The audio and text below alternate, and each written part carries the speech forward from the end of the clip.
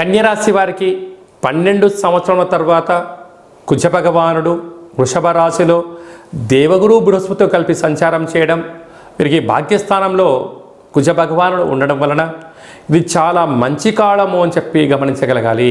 ప్రేమికుల మధ్య సయోధ్య, భార్యాభర్తల మధ్య అన్యోన్యత, ఏదైనా ఒక పని చేసేటప్పుడు ఇటు తల్లిదండ్రులతో అటు గురువులతో మీ క్షేమాన్ని గురించి ఎవరైతే ఆలోచన చేస్తున్నారో వారితో ఒకసారి చర్చించి పనులు ప్రారంభించగలిగితే అద్భుతమైన యోగం కన్యరాశి వారి సొంతమవుతుంది.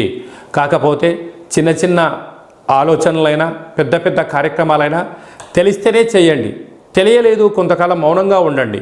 దాని యొక్క విషయాన్ని నిపుణుల యొక్క సలహాలో తీసుకోండి.